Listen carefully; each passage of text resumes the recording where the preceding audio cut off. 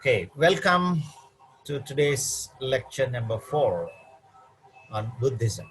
As we are studying this module on world religions, yesterday and day before yesterday we have seen Jainism, and we went through a little bit of introduction to the major world religions. And today we continue the study and we proceed to Buddhism. Some of us are very much familiar with this religious precepts, beliefs, and practices, and its population is very much increased across the South Asian context.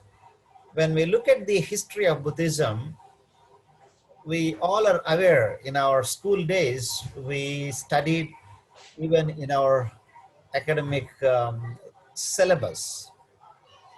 India prior to Buddhism was in a different shape, particularly because of Veda texts and casteism. The Manu's texts and Veda's prescriptions increased caste consciousness in the minds of people, and there were so many rituals than the morality. The rituals started oppressing the poor, the marginalized, and there was a lot of harassment. Um, in that context, Buddha's teachings, particularly the teachings of the Upanishads, the samsara, karma, moksha, and yoga, all these teachings close the minds of the people. When people see some kind of suffering in the world, why there is suffering, they justified suffering in the name of karma, saying that it's because of his purva janma karma, the individual is suffering today. So what is the moksha? Getting out of the karma. And these teachings were very much prevail even now also. In that context,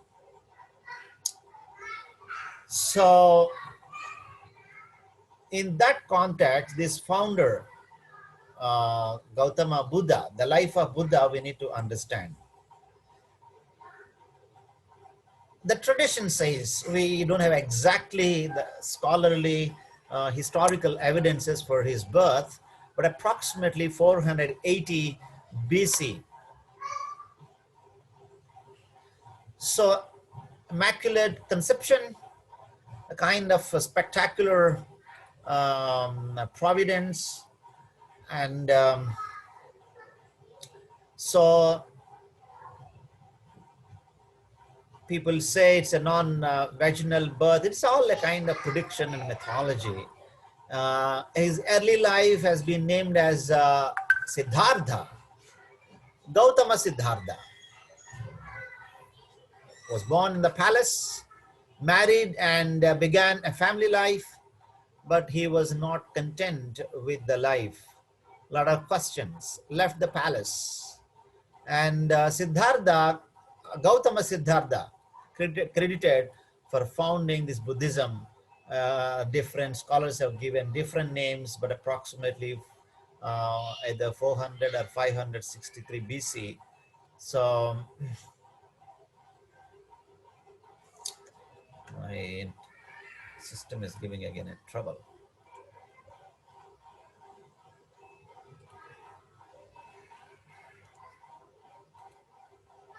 So born in the Brahmin caste, he was a prince. So born in the hierarchy, he led an extremely sheltered life in the royal compound. So the tradition says there were predictions. If he gets out of the palace, he may get some kind of danger, or so many other mythological stories, predictions. So as a result, he was confined to the palace, within the palace. He was never allowed to go out. See, he was vexed with that life. At the age of 25, he left the four walls of the palace without informing to anybody, because he was not really happy with his life. And the tradition says he left the walls of the palace He saw four men: old man, sick man, dead man, and poor man. As he was out for the first time, he has seen an old man, because within the confinement of the palace, he has never seen an old man. He has never seen a sick man. For the first time, when he came out of the palace, he saw the old man, sick man, and the dead man. He had questions. Why there is death? And he saw the poor man. He never knew what is poor, poverty. And he started asking questions. Why there is poverty in the world? So with all these concerns, as he continued his journey, so nobody was able to answer for his existential questions. So this incident really bothered him. And a lot of questions started bothering him at this time. And now and then, this made him understand that every living thing experiences old age, sickness, and death.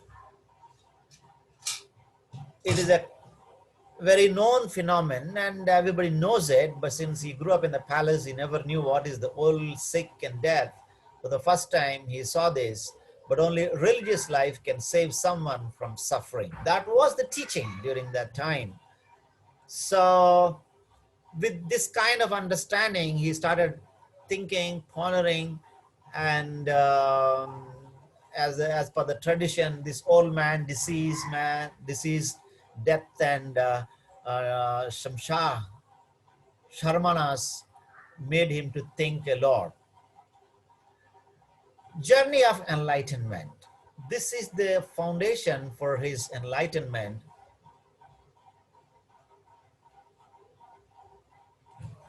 So his own past life, others' past life, and he started thinking, what is my past life? What is others' past life?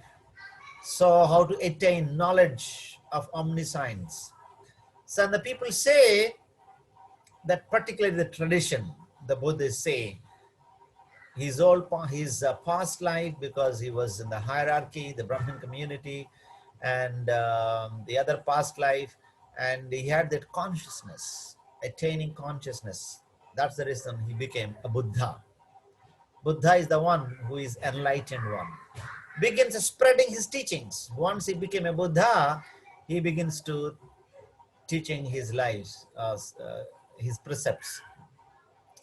Spreading of Buddhism, particularly in India, spread by ascetics. This appears 12th century. In Asia, the Buddhism disappeared in 12th century. In Asia, spread through trade. Even in the West, enters 19th century. In this, Buddhism entered into West during 19th century.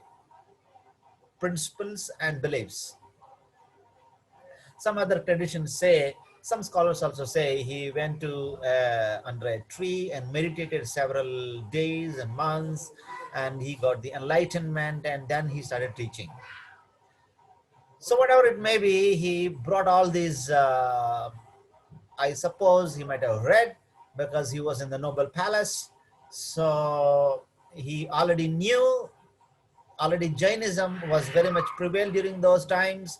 Jainism was also talking about all these existential problems, and Jainism was also already started talking about desire is the root cause of suffering, and he extended his teachings from where already the teachings were prevailed. Principles and beliefs of Buddhism. 4 noble truths. First noble truth: ordinary life brings about suffering. All life brings suffering, ordinary life. Second principle: the origin of suffering is attachment. You remember yesterday we were discussing Jainism was also started talking about disassociation with the world. Attachment is the problem. Attachment brings problem to human life. Jainism was also talking about uh, disattachment to the world. So the third noble truth, Buddha says, the cessation of suffering is attainable. The cessation of suffering is attainable. You can get rid of suffering. The fourth noble truth is there is an eightfold path to get rid of the suffering. There is a possibility to get rid of the suffering. So the solution he gives, eightfold path. So what are those eightfold paths? Here are they. Number one, right view, right intention, right speech, right action, right livelihood, right effort, right concentration, right mindfulness. These are the noble eightfold paths. What are the five precepts? So we have seen, and what is karma?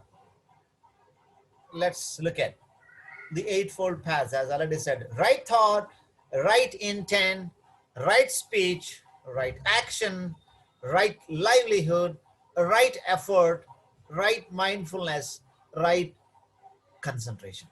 These are the 8 paths. So Buddha started teaching all these because during that time there is no right thought, right intention.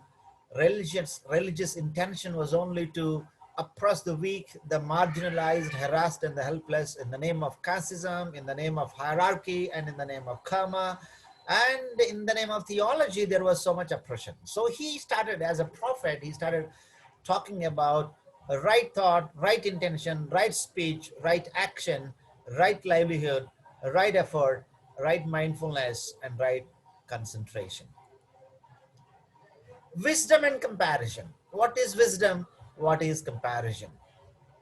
Let's look at. So even this Buddhism is also part of theism, whether it is a theism or atheism. But initially it originated as an atheism because there is no concept of God. It is only right living and following those precepts uh, help individual to get rid of this suffering. Buddhist theism. Buddhism is actually non-theistic, differs on beliefs about the God or gods. Most common view, there is not a God or set of gods that govern the universe, but many gods living in an unseen world. Even it also believes many gods are living in an unseen world. This unseen world is associated with the hereafter. Associated with the hereafter. So, Buddhist theism, if we continue to discuss, Buddha is often called Devati Veda. Devati Veda. This is because he fully understands the deities. He is often prayed to, but not as a god. He is often prayed to, but not as a god. Is Buddhism a religion? Religion is often synonymous with faith. Buddhism is very much practiced and works based on, opposed to faith-based. Many do not believe in the same ideas on the afterlife. Particularly in Buddhism, many do not believe in the same idea on the afterlife. Like in Hinduism, Christianity, in Islam, there is a life after death, but Buddhism is different to that. It's, the Buddhism, mostly it focuses on meditation. So the neighboring countries, Nepal, Burma, Bhutan, now it's called as Myanmar, particularly in South Korea and several other countries. We see even Sri Lanka, the Buddhism spread extensively, and these people, they give a lot of priority on meditation to get rid of the confusion. Progressive steps of meditation, what they believe: restraint of senses, understanding of how the senses cause bondage, solitary meditation, concentration, and the forsaking of idle thoughts. This is the progression of meditation. Two aspects of meditation in Buddhism. Number one is calm meditation and insight meditation. So in what is calm meditation? Return to clarity. In calm meditation, return to clarity. Suppression of defilements, understanding of mind's nature, stilling the mind, overcoming the mind's tendencies, object of contemplation, access concentration. This is entirely different to the Hindu philosophical understanding of meditation. Particularly the Bhagavan Rajneesh, who started this transcendental meditation, and some other cults in Hinduism. The meditation, they focus mostly on emptying your mind. But this Buddhist meditation is a little bit different. In the meditation, they emphasize individuals to come to clarity, suppression of defilements, and understanding of mind's nature. It's not emptying, but stilling the mind. Mind is a wavering mind. It's a kind of wavering waves hit the mind. So they focus on stilling the mind. That's the reason they give a lot of priority on focusing calmness, overcoming the mind's tendencies. Instead of running around here and there, focusing on something. Object of contemplation. It's not emptying, but there is contemplating on something. Access concentration. So this is the process they do it. What is the insight meditation according to them? After calm meditation is the insight meditation. Why we learn all this? So we understand what they do, and when we share the gospel, we know what they believe, and then we differentiate what do they mean by meditation and what the biblical meaning of meditation. The biblical meaning of meditation is meditating on the word of God, meditating on God's goodness, and meditating on the very God himself. But here, no, it's a kind of different meditation. Achieves understanding that all things are impermanent and unstable, unsatisfactory, satisfactory, and imperfect. So meditation is not on self, but on something else. This is the insight meditation. So in that insight meditation, individuals gets a gnana, a kind of enlightenment. That's what they achieve, they desire for. 7 purifications in Buddhism. So number 1, consciousness. Purifying the consciousness, purifying the conduct, purifying the view, what you see, crossing over doubt, knowing and seeing what is the path and not the path. Knowing and seeing what is the path and what is not the path. Knowing and seeing clarity. There are temples and monastic complexes. We can see the architecture in this manner. Thailand, particularly, you see a lot of Buddhism, and even in India also we find here and there. This is the architecture of the Buddhist monasteries, even in China.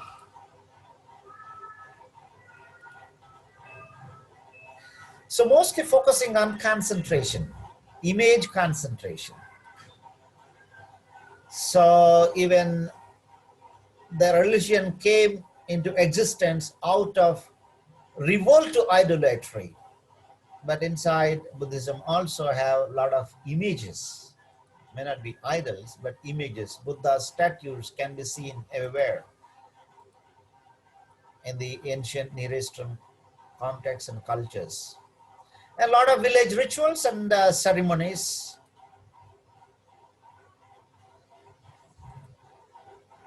and a lot of rituals and ceremonies within this Buddhism. The ordination of monks and novices, a lot of rituals, and they depend on begging, receiving alms from people, and they live with that. They live a simple life, chastity and celibacy, and a lot of meditation and practices. So this is about Buddhism. So let's discuss something about, I'll stop recording, then we can discuss about how to present the gospel to these people.